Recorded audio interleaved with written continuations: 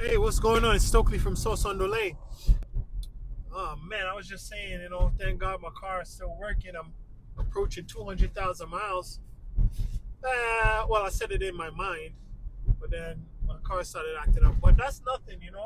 That's just material. That's material things. All these things are gonna be used up. They're supposed to be used up. They're machines. They go bad.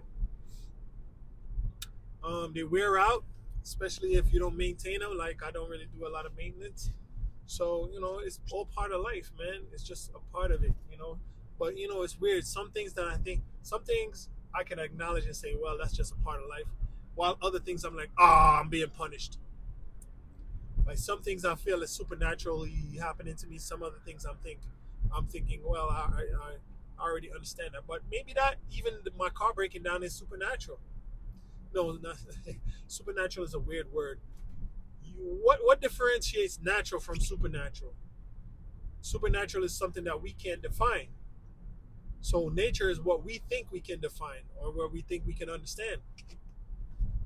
So it's really just beyond our understanding. It's not supernatural. It's just beyond our understanding. If it's happening, it's natural. The fact that the earth wasn't made with cars on it. The earth wasn't made with roads on it. The earth wasn't made with rebar concrete and houses on it, cinder blocks and masonry and scissor lifts and backhoes and bulldozers on it. But the human beings that were here built those things.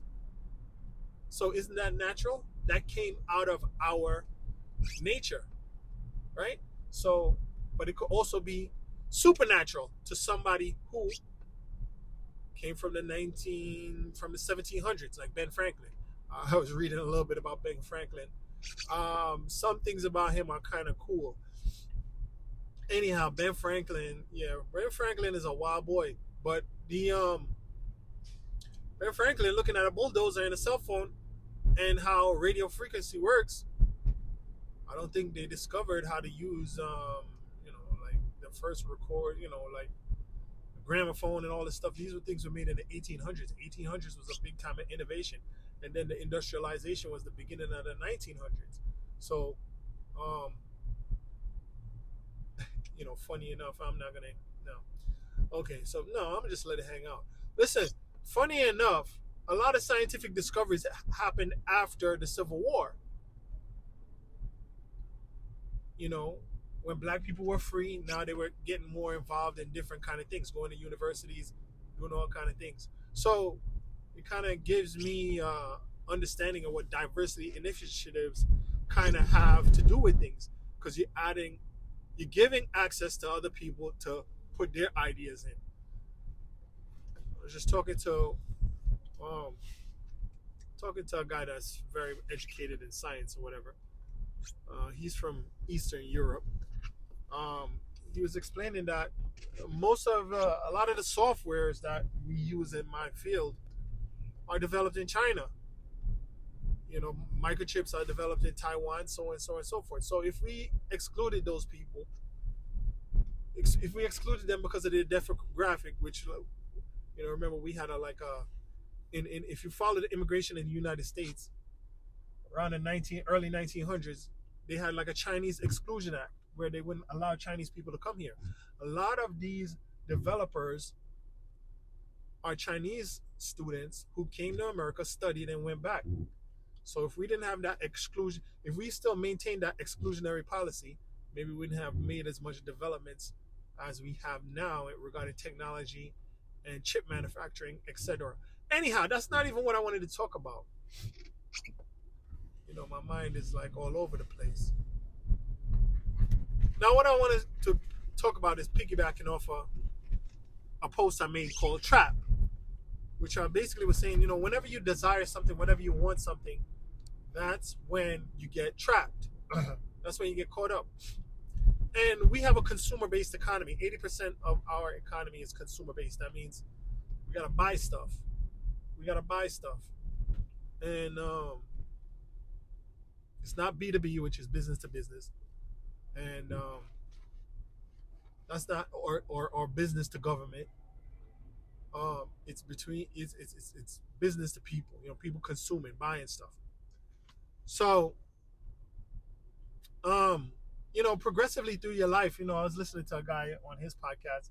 I just really piggyback off of other ideas that I hear from people, whatever's going on in celebrity news, whatever's going on. It's just really you see that we're all programmed because and we have so much of a hive mind because whatever's popular or being reiterated and pushed in the news is what becomes top of mind. Whether they're talking about the migrant crisis, whether they're talking about the economy, whether they're talking about the wars, these things now become top of mind in everybody's mind. So collectively, we're all sharing the same ideas, all sharing the same thoughts. So we have kind of a hive mind, effectively. Especially since like there's only 5 news agencies or something like that own all of the news, whatever print media and broadcast media. So what I'm saying is that listening to this guy yesterday, and he was saying a lot of things that I agree with. Of course, I watch his show, so I probably agree with what he's saying. But I was saying this before I saw his show that multi-generational households I think, are a great solution to a lot of ills that we have, whether it's regarding housing, whether it's regarding maintaining your morals and your standards in life, because they're going to hold you to task. They're going to hold you to a certain standard. And he brought up something that I thought about when I was even younger. A lot of people move out because they want to engage in coitus. They want to engage in fornication, which, I can identify with that. I'm not above that. But what that does is typically thrust you into a domestic partnership that may not be based on vetting, may not be based on choosing the right parameters.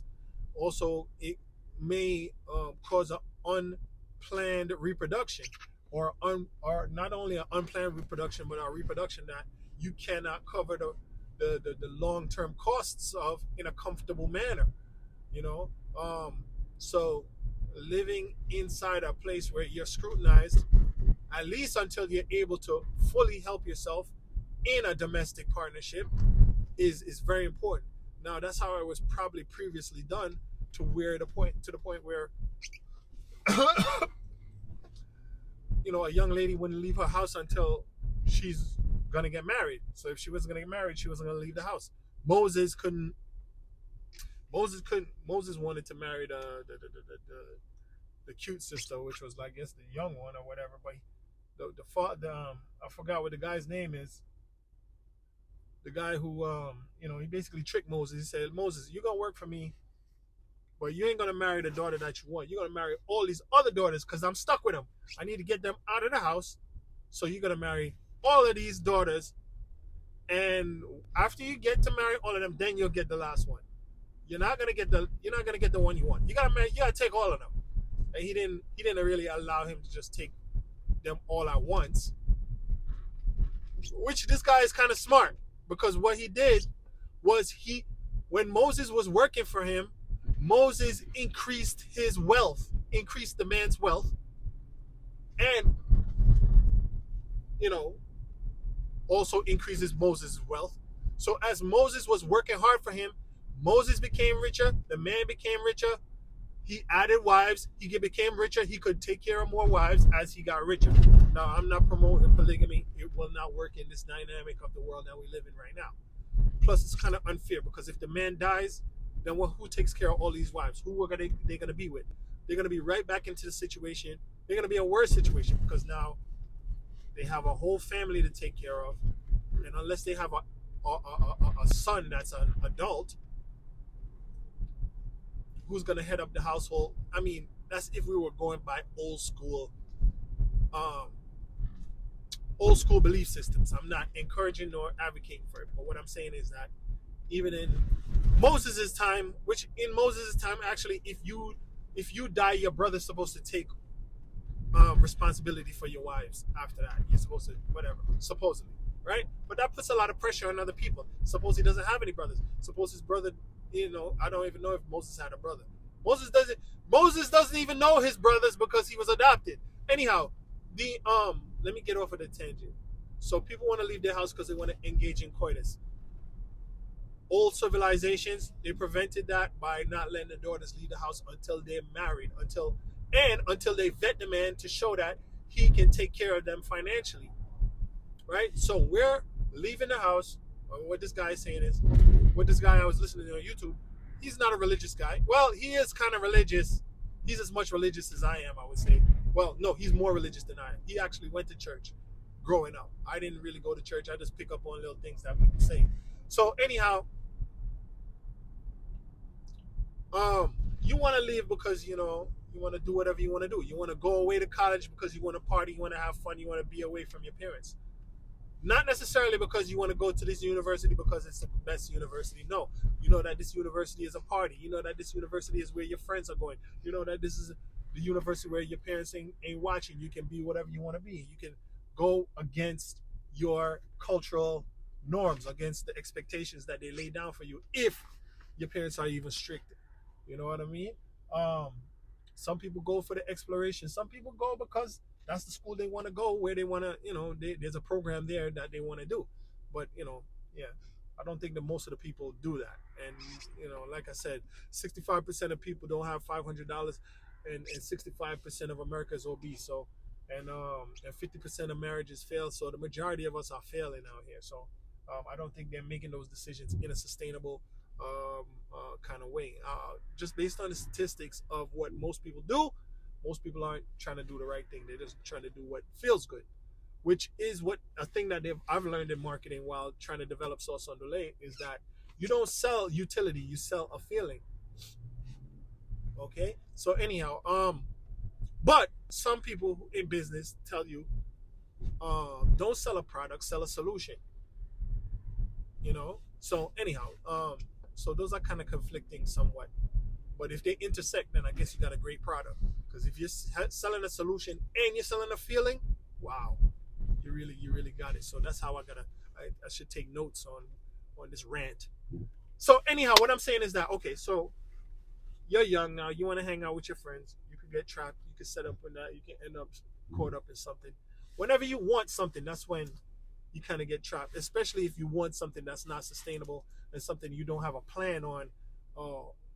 Why do you want it, or what's the outcome of when you get it, or what's the process of getting it?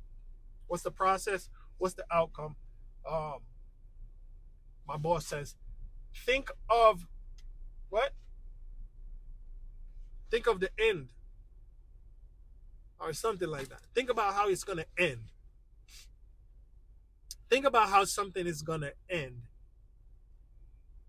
when you're working on the process. When you're working on providing a solution, think about the end of it or whatever. Like, I don't really know how to say it. Think with the end goal in mind. Like, if you're going to conclude, let's say, I don't know. So anyhow, so let me just move along because I don't have a parable or I don't have an example. So if you're, then again, you want a car, you want to socially impress people, you want to buy fancy stuff, you want to flex, whatever. Of course, these are all things to gain friends and influence and coitus and companionship and all these things. These all the things are manifested, it seems, out of loneliness and the need for social approval. And with social media, we've seen how toxic and dangerous that can be, living for social approval and trying to conform to what I would call a commercial based or commercial designed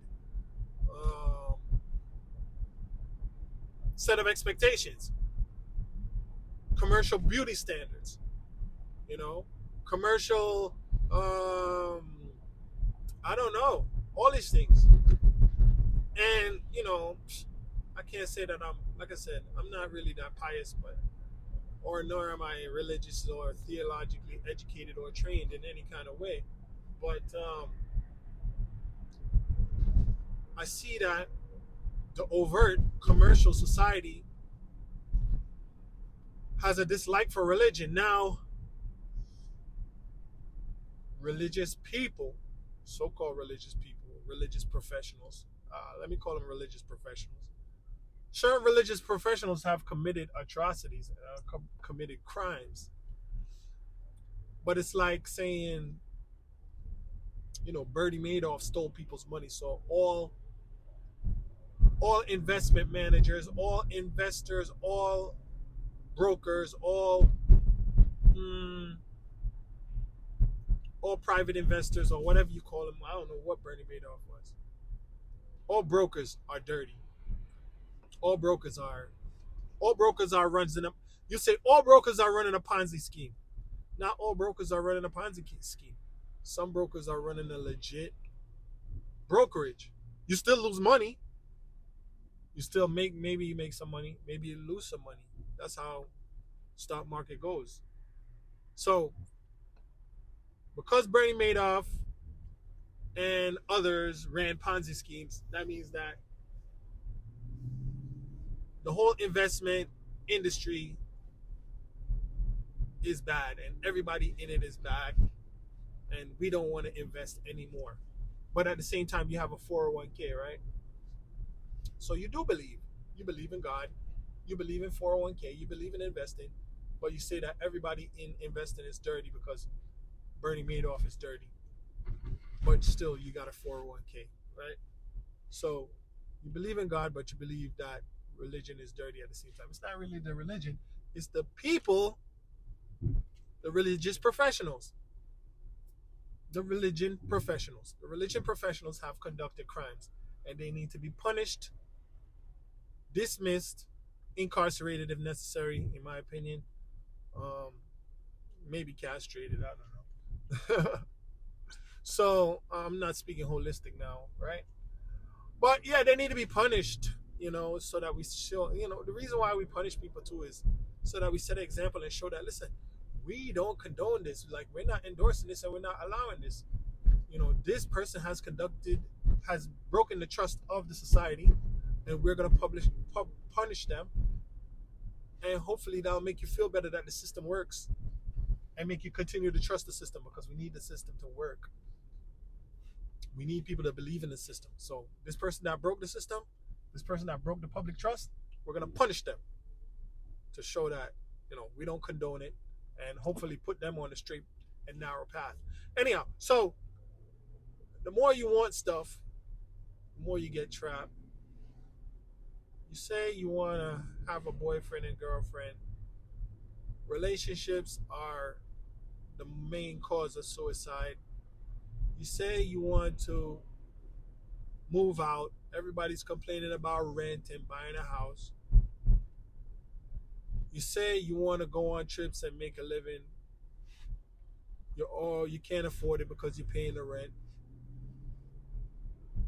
You're engaging in coitus, which is fun, and I like to engage in coitus and fornication also. But then you have an unplanned reproduction that you can't afford. So now you're complaining about the bills even more. The bills are a strain on you, and the responsibility now that you didn't plan for is upon you, and your relationship breaks down.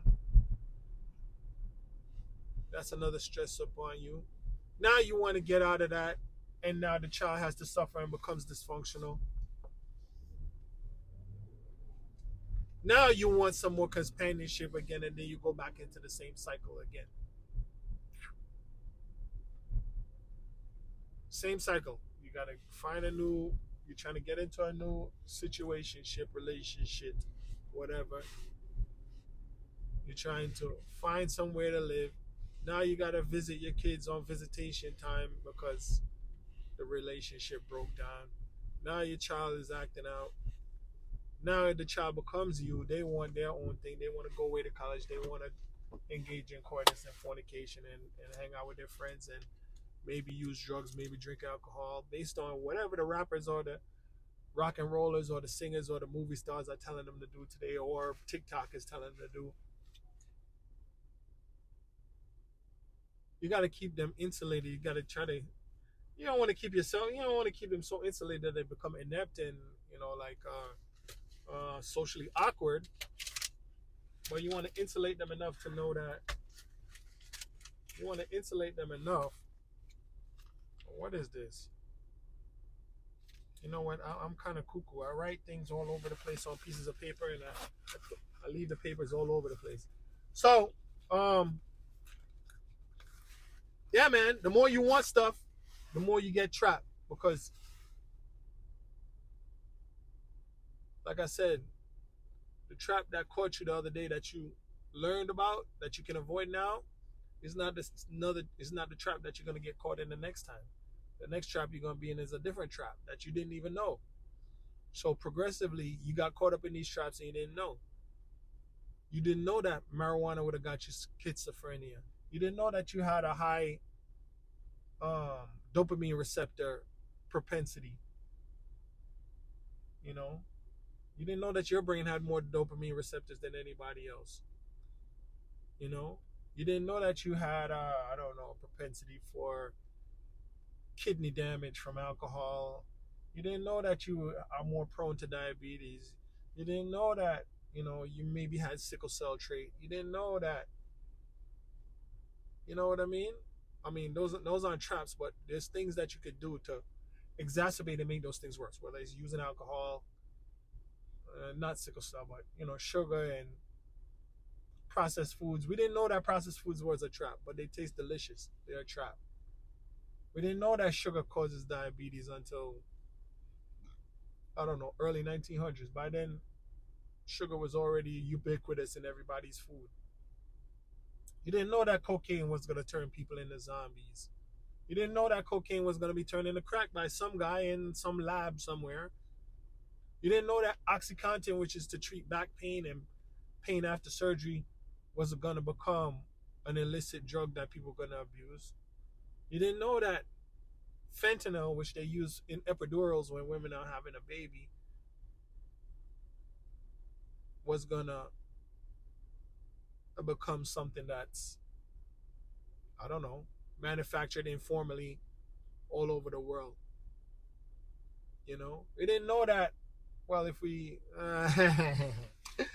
I'm not gonna go on, man. I already been disrespectful. We didn't know that interfering with